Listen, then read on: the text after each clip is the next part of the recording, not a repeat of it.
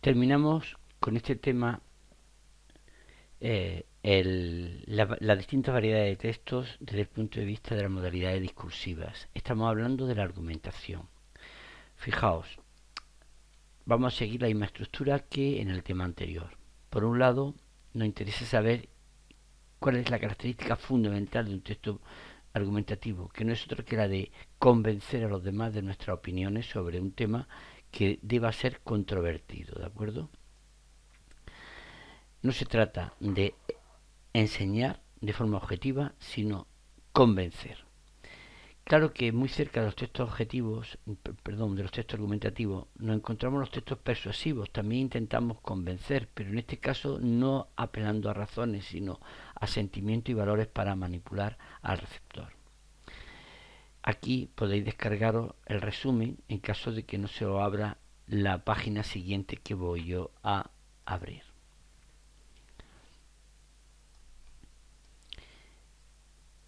La definición de los textos argumentativos, ya hemos dicho que se basa fundamentalmente en la intención comunicativa, pretenden convencer de la veracidad de una idea y muy importante señalar que junto a la argumentación podemos encontrar también la exposición, porque la exposición, el planteamiento del tema suele venir mediante un fragmento expositivo.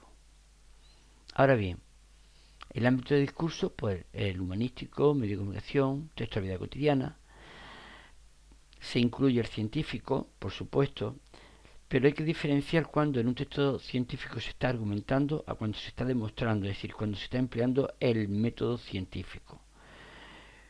No es lo mismo utilizar razones que utilizar leyes ya aceptadas y demostradas, donde no existe la posibilidad de subjetividad, sino todo sería objetivo. En este caso, los textos científicos, aunque utilicen este tipo de modalidad, que es muy parecida, repito, entrarían dentro de los expositivos. Fijaos que esa intencionalidad comunicativa se apoya fundamentalmente en la subjetividad, puesto que convencemos a los demás de nuestra forma de entender el mundo a través de nuestros argumentos. Lo más importante del tema, es decir, podemos tratar cualquier tema siempre que pueda ser controvertido o polémico. Es decir, cualquier texto argumentativo admite posturas contrarias. Y repito, podemos encontrarlo en ensayos, en disciplinas humanísticas, géneros periodísticos, la vida cotidiana, etc. La estructura suele ser muy parecida también a la estructura expositiva. Lo que pasa es que en los textos argumentativos vamos a encontrar dos elementos fundamentales, que sería la tesis, es decir, la postura que el autor se plantea sobre un tema, y el conjunto de argumentos en los que se apoya o conjunto de argumentos que contradicen las posturas contrarias. Bien, según cómo distribuyamos estos dos elementos, los textos pueden ser deductivos, inductivos o encuadrados. Colocamos la tesis al principio y después el cuerpo argumental, deductivo. La tesis aparece al final, precedida de todos los argumentos, inductivo. Si la ponemos al principio de la presentación y luego en la conclusión la volvemos a repetir, aunque también sinteticemos algunos argumentos importantes, tendríamos la encuadrada. Cuando hablamos de texto argumentativo es importante analizar el tipo de argumentos. Los argumentos pueden clasificarse bien por su función o bien por su valor. Desde el punto de vista de la función podemos encontrar argumentos que apoyan o confirman nuestra tesis y argumentos, es decir, contraargumentos, es decir, aquellos que rebaten la tesis contraria. Por su significado o contenido podemos dividirlo en dos grupos, lo lógico y lo analógico. Analógico sería la comparación o la metáfora, que se deduce la veracidad de un hecho por la semejanza con otro. Los lógicos no tienen todo el mismo rango de validez, porque no es lo mismo basarse en un argumento de autoridad, en la opinión de una persona que en cierto modo se considera conocedora de un tema, pero que de igual manera que todos puede estar equivocado, de ejemplificación, por ejemplos, casos concretos que podamos aducir y que justifiquen nuestras ideas, el sentido común, que a veces puede estar bastante desorientado, o los proverbios y refranes. Sabéis que tampoco se puede uno apoyar mucho en los proverbios porque frente a uno tenemos siempre el contrario. Bueno, aquí tendríamos las formas de los tipos de argumentos. Es muy importante decir que cuando hagamos nuestro cuerpo argumentativo, los argumentos de mayor valor los pongamos al final del cuerpo argumentativo, ¿vale?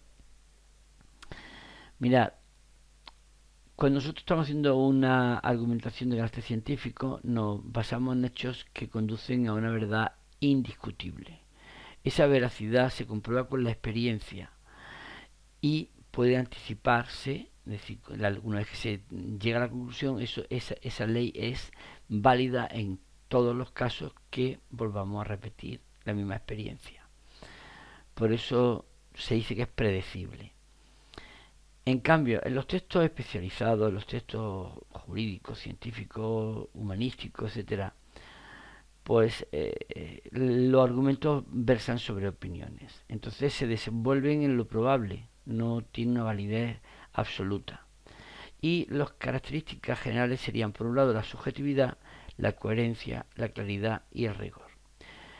Pero quiero señalar que, como el autor pretende presentar sus ideas como verdades, entonces, junto con los rasgos de subjetividad, es muy probable que encontremos también, con un cierto equilibrio, bastantes rasgos de objetividad.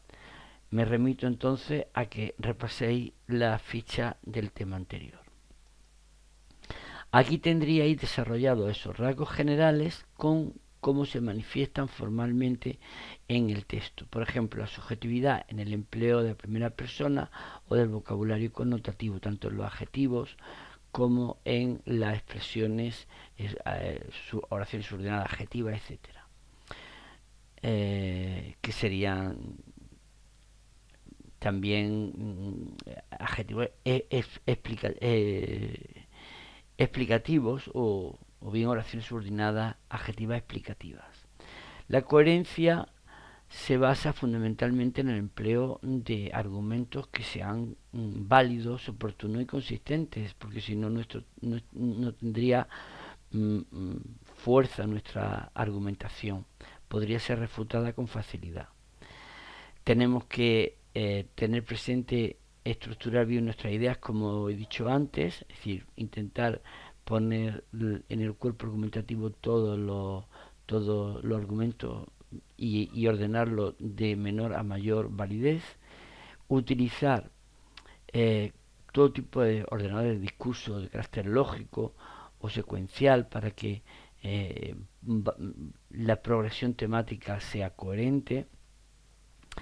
Hay que ser riguroso, sobre todo siempre que podamos emplear tecnicismos adecuados o utilizar estructuras sintácticas que maticen, precisen conceptos.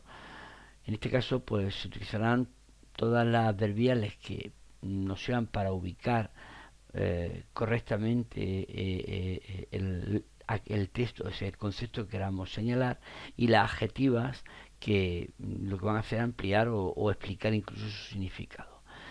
Es muy importante el empleo de elementos, es decir, de elementos relacionados con la función apelativa del lenguaje, es decir, el contacto directo con el receptor, porque intentamos convencerlo.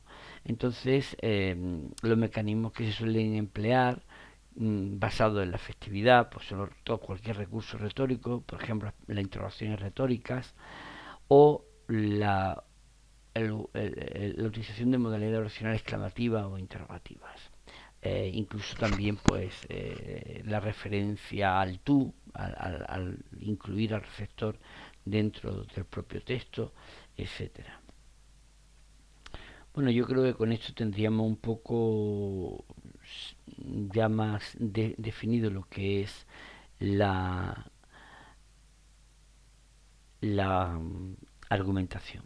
Pero he dejado los rasgos, sobre todo porque tengáis en cuenta que como dentro de la propia argumentación podemos encontrar los textos expositivos, os he repetido aquí los de la exposición para que os acordéis que junto con la primera persona de la subjetividad podemos encontrar la tercera persona de la impersonalidad. Eso ya lo dejo para que lo vayáis estudiando poco a poco. Como en el ejercicio anterior, tenemos también un texto argumentativo que vaya a comentar, primero vaya a justificar, vaya a ver cuál es el ámbito del discurso, cómo se presenta el tema, cuál es la tesis, qué clase de argumentos se emplean. Luego vaya a hacer esta pregunta que no puntúa, ojo, esto es más bien para que practiquéis, para valorar los tipos de argumentos que se utilizan. Y luego fijaos, aquí tenéis un ejercicio mm, que es como un juego, son 4 preguntas y os permitiría pues conseguir más o menos aciertos. Espero que todo funcione bien y que esto lo hayáis entendido, ¿de acuerdo? Muchas gracias y hasta la próxima.